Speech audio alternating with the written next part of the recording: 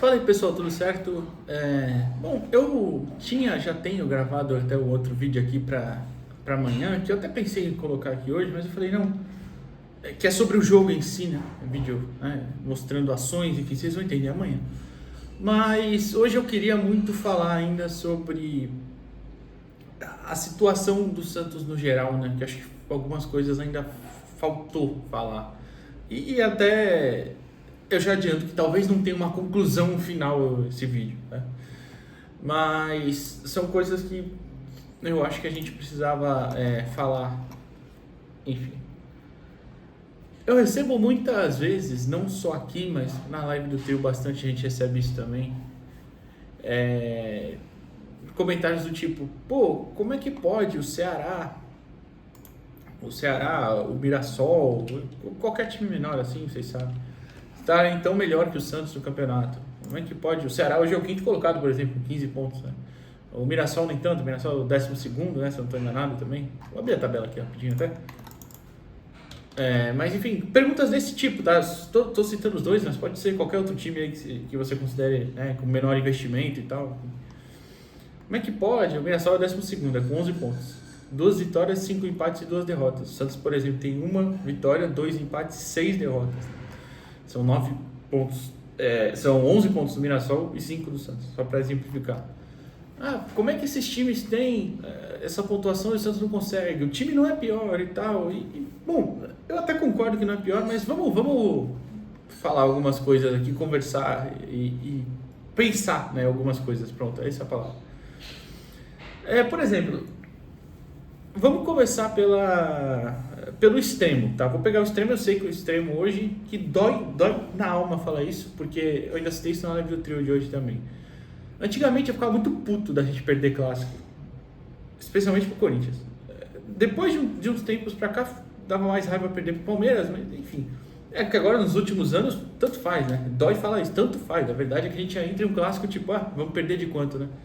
Infelizmente, a maior parte do pensamento em clássicos é isso. Tanto que a distância que a gente tem dos rivais que se nos últimos anos ela tinha dado uma diminuída relativamente, ela voltou a aumentar, né? Principalmente nos últimos 3, 4 anos.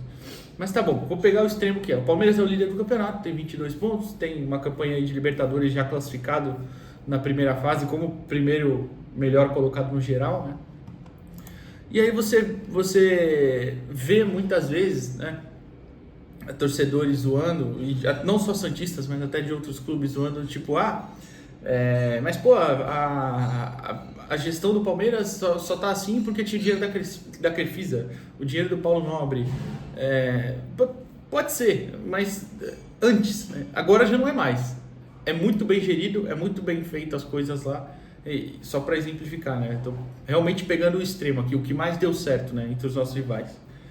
E aí, por exemplo, você lembra como é que foi lá o Paulo Nobre? Investiu do bolso dele, tava ficando pronto o acordo lá com a W Torre, né, da Arena, enfim.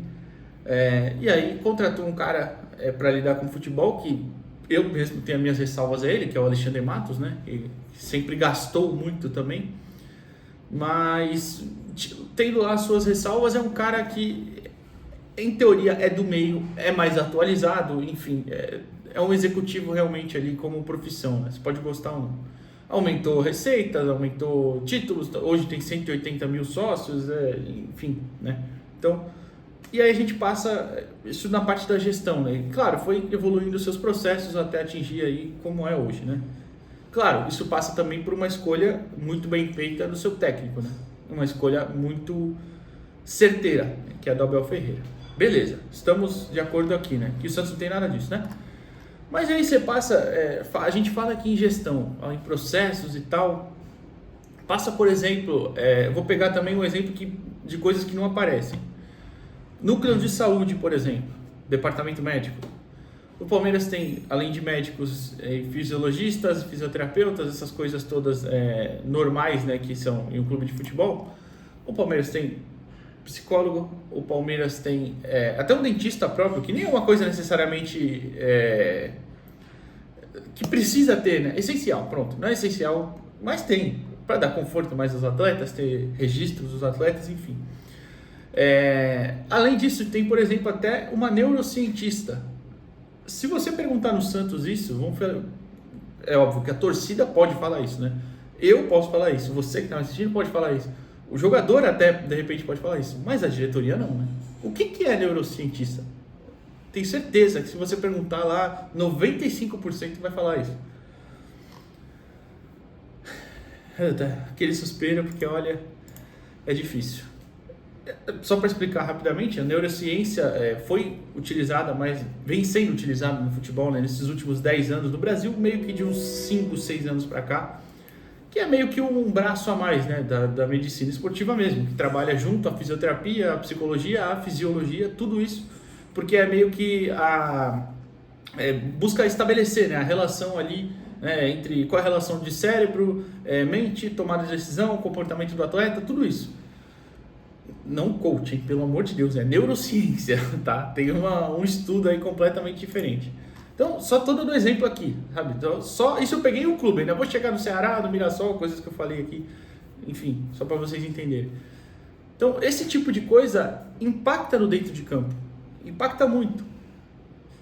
Você pega um clube que tem esse tipo de profissional, tem esse tipo de processo em relação ao atleta, e você consegue entender melhor o atleta, né? Não só o atleta, o ser humano que ali está e que você depende dele para desempenhar dentro de campo, certo? Eu acho que o problema do Santos passa muito por falta de confiança também. Já falei isso em outros vídeos e pretendo falar em um futuro. Passa muito por falta de confiança. O que não significa também que, por exemplo, o Kleber Xavier disse que solicitou já a diretoria, né, o Pedro Martins, CEO, a contratação de um psicólogo, um departamento de psicologia, enfim. Ótimo, espetacular isso. Mas não significa que vai colocar o psicólogo lá e automaticamente o mundo vai melhorar e os jogadores vão ficar bons, né? Espetacularmente bons, vão melhorar pra caramba. Não, mas faz parte de um processo ali importante e que eu realmente, falando aqui, acho que vai melhorar, acho que vai ajudar. Só que o Santos, desde a entrevista do Kleber Xavier, foi uma semana, até agora o Santos não foi buscar. Já deveria ter buscado, porque se ele falou isso na segunda-feira passada, foi na coletiva após o empate com o Ceará, ele já pediu alguns dias, então já passou de mais de uma semana. Tempo teve já, né? Tem tanta gente aí, tem gerente técnico, gerente disso, gerente daquilo, CEO, o presidente, os caras que agora não estão aparecendo, né? Os caras que participam lá do dia a dia do clube, esses caras que para mim são os grandes responsáveis, inclusive junto com o presidente Marcelo Teixeira, porque na hora de tomar a decisão eles estão lá, né? Eles estão fazendo, estão falando, mas agora que o filho nasceu feio, ninguém quer assumir, né? Enfim. É todo um processo aí que engloba tudo isso e afeta no dentro de campo. É óbvio, eu não estou, em nenhum momento desse vídeo, eu não vou ficar repetindo isso, né? Mas em nenhum momento desse vídeo eu estou tirando 100% dos jogadores da reta. Você não pode perder o gol que o Zé Ivaldo perdeu, por exemplo. Mas, né? Todas essas coisas impactam e eu estou falando para além do jogo de ontem. Eu estou falando para a situação geral do Santos. Enfim, passamos por essa parte.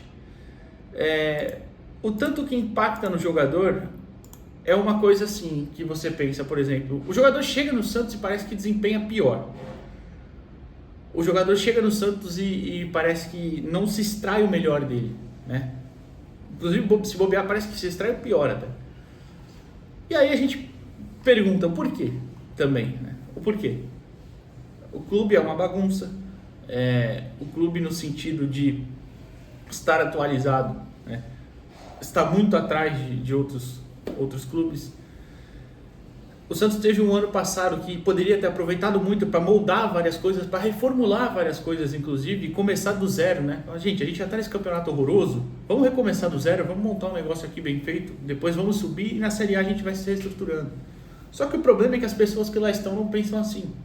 As pessoas pensam que o futebol é o mesmo de 20 anos atrás, eu vou fazer as mesmas coisas e vai dar certo. Então, tem essa grande dificuldade que rebate no campo também.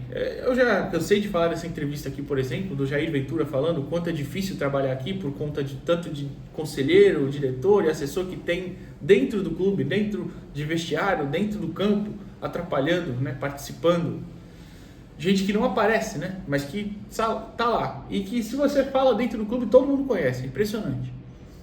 Por que essas pessoas estão lá? Isso atrapalha também. Isso atrapalha, de verdade. Vai minando as coisas. Mas enfim, passando para a questão de clubes menores, tá? Pega, por exemplo, o Ceará. O Ceará, que tem um time nome por nome limitado, mais limitado que o nosso, pode ser.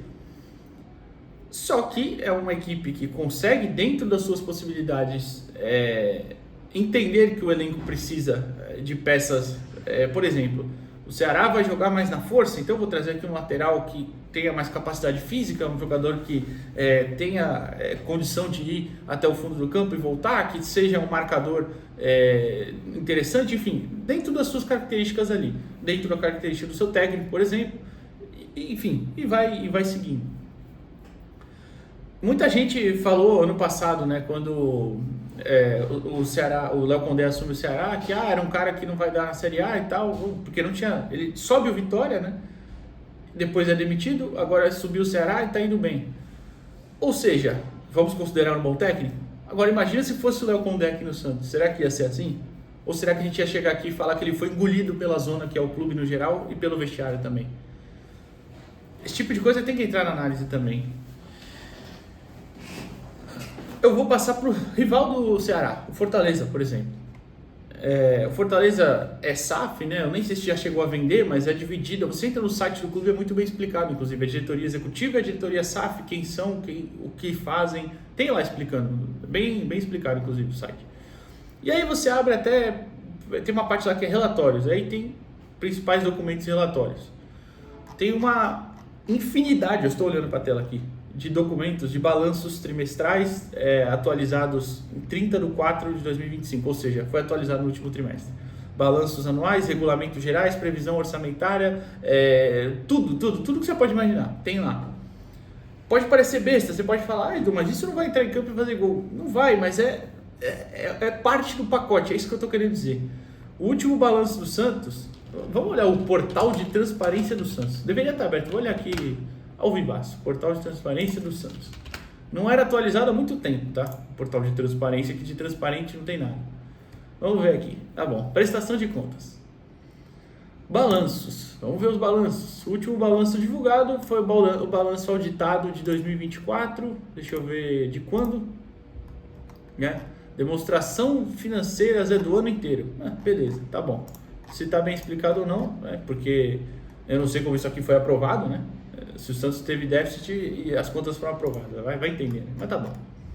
Prestação de contas pelo menos está aqui. Aí você vai olhar relatórios, fechamento do primeiro trimestre de 2024. Foi o último que tem. Pô, a gente já está em 2025, já passou o primeiro trimestre de 2025. Enfim, aí tem lá os custos, superávit e tudo mais, essas coisas que... E no final, supostamente, está sempre tudo errado, né? Porque vira a gestão e todo o próximo presidente que entra falar que está bem pior do que imaginava. Então, assim, eu estou falando essas coisas, eu sei que esse tipo de assunto é chato, eu sei que esse tipo de assunto às vezes nem interessa para a maioria das pessoas, mas eu preciso deixar registrado aqui mais vezes, inclusive ainda, o quanto a gente está atrasado, o quanto a gente precisa mudar como clube no geral, e eu estou implorando aqui, que as pessoas que estejam lá dentro, e não estou falando que elas vão ver aqui e mudar, não, mas esse alcance que a gente tem que ter de reclamar, de ficar falando, para as pessoas entenderem que precisa mudar muita coisa no Santos. O Santos não está lá embaixo só porque o time é ruim, não é isso. Até porque, repito aqui, a gente pode pegar a escalação nome por nome de vários times que não vão ser piores que o Santos, que não vão ser melhores, aliás, que o Santos. Vão ser times, no mínimo, de mesma capacidade. Por exemplo, vou pegar aqui outro também, o Vitória. Vitória está em 16º, está numa fase muito ruim, mas tem ali seus 9 pontos e é o nosso próximo rival pelo Campeonato Brasileiro, né? Beleza, vamos pegar aqui o Vitória. Vou pegar a escalação do Vitória no Bavi, que perdeu ontem, né? Foi bem criticado, inclusive. Perdeu com a mais e semana passada ganhou do Vasco com a menos, vai entender, né? Mas enfim, você pega a escalação do Vitória, Lucas Arcanjo, Claudinho ex-Criciúma, né? Se eu não estou enganado. Edu, Lucas Halter, Lucas Halterez em Goiás, e Botafogo, que ninguém queria aqui, inclusive, todo mundo achou que seria uma peça ruim, e eu nem tô falando que é uma peça boa, tá? Eu nem sei como ele tá jogando lá, só que eu tô falando só nome por nome. E Jamerson. Aí, Ronald, Gabriel Baralhas e Ricardo Railer. O Wellington Rato, Renato Kaiser e Oswaldo. Oswaldo aquele mesmo, em São Paulo, que deve estar lá. Quantos anos Oswaldo tem? 38 já, enfim. Esse time nome por nome é melhor que o do Santos? Eu acho que não. Mas como time, a formação como um time, o encaixe como time, está bem melhor. Por quê? E o Vitória também não é como se fosse um grande exemplo de administração, sem desrespeito nenhum, pelo amor de Deus. Posso, inclusive, nem conhecer, nem ter conhecimento certo da situação do Vitória em si. Só estou citando, né? E com peças, por exemplo, Janderson, Gustavo Mosquito entrando, enfim, eles compraram o Lucas Braga, né? Tá no banco, não tá jogando um tempinho. Vai jogar contra a gente, não duvido nada. Enfim, então, repito, tem que ficar batendo na tecla, tem que ser chato. Esse tipo de coisa pode não interessar todo mundo, mas precisa ser falado. Não é só vamos contratar qualquer um aí e melhorar. Precisa também, o elenco tem lacunas graves, precisa na janela. Eu já falei, a janela abre dia 2, ó. Tem uma janela de exceção, dia 2 de junho. Abre dia 2 de junho e fecha dia 10 de junho. Aí depois fecha a janela de novo e abre só lá dia 10 de julho. Que é depois já, tá acabando o Super Mundial e é quando volta o Campeonato Brasileiro, dia 13, né? A gente pega o Palmeiras dia 13. Então assim, já tem que contratar, dia 2 tem que ter jogador anunciado, de verdade, sem exagero, dia 2 já tem que ter jogador anunciado. E pra finalizar, eu tô cansado já de tanto falar, nem sei quanto tempo vai esse vídeo, mas tô falando muito já. Eu quis esperar hoje o dia inteiro mesmo, fazer minhas coisas aqui em casa, gravei outro vídeo, fui pra academia, essas coisas todas. Eu tô gravando, são 6 e pouca da tarde aqui, 6h20, pra mostrar que realmente é muita coisa envolvida e muita coisa que precisa ser acertada. Não é só o campo, bola e afins. Eu ia falar do Neymar, mas antes eu vou falar do Kleber Xavier, a questão do técnico. Eu falei aqui, tem registrado, eu não acho que era a hora de apostar num técnico que nunca tinha sido técnico. Mas tudo bem, vamos manter aí a boa esperança. Acho até que algumas coisas estão mais ok no time, outras não, enfim. A figura do técnico é sempre o melhor, é sempre quem não está aqui. O Caixinha era assim, aí o problema era o Caixinha. Aí o problema era o Carille, o problema era o Aguirre, o Turra, meu Deus, que horror. 2023 também, né? Meu Deus. O problema é que a gente sempre acha um culpado mais fácil, um alvo mais simples, né? E assim, é óbvio que eu preferia que estivesse, né, o Sampaoli, o Tite, o Dorival. Hoje, por exemplo, o Carlos Carvalhal saiu do Braga, um nome muito bem visto lá em Portugal. Eu prefiro um nome mais experiente, né? Mas enfim, é o que está aí, é o Kleber. Eu não acho que demitindo o Kleber vai mudar muita coisa, a não ser que você trouxesse um cara desse nível. E aí é o grande problema. Os caras desse nível não querem vir pro Santos. Os caras não querem, gente, não querem. O Sampaoli não quis, o Tite não quis, o Dorival não quis, o Luiz Castro não quis. Vocês lembram do Luiz Castro? Ele estava acertado quase, né? O presidente Marcelo Teixeira deu entrevista falando que estava quase acertado, veio conhecer as instalações e desistiu. Por quê? É de se pensar, né? O Santos não é atrativo para esses profissionais hoje. Não é atrativo. E por quê? Vocês acham que eles não sabem o que acontece no clube também? Enfim. Eu ia falar do Neymar, isso, pra finalizar, falar do Neymar. Eu já falei aqui que eu não ligo do Neymar em Kings League, eu ir na puta que eu pariu, sei lá onde ele vai, fazer trancinha no cabelo. Pô, inclusive falar da aparência do cara é o bagulho mais imbecil que tem, com todo respeito. Mas tá bom. Agora, ontem eu acho que ele poderia ter segurado, né? Pela situação que o Santos tá e tudo mais, mas enfim. Não é uma coisa também que me incomoda, eu só entendo quem reclama dessa parte. Eu acho, aliás, que a maioria se agarra muito no Neymar voltar bem, e eu espero muito que ele volte bem também, minha expectativa é essa, mas eu espero que saiba dosar e não vão pro desespero. Por exemplo, ele viajar quinta e ter condições de jogar, sei lá, 20 minutos e já colocar em 45, porque aí depois contra o Vitória vão querer colocar mais 45. Isso se não colocarem, sei lá, 60 já de vez, sair como titular e depois ser substituído aos 20 no segundo tempo. porque passa muito por ter o Neymar inteiro, pra gente ter alguma chance de se livrar dessa situação. Enfim, quase um desabafo. Mas diga aí o que você pensa e amanhã a gente volta com vídeos sobre coisas que aconteceram no jogo aqui e vocês vão ver. Valeu, pessoal.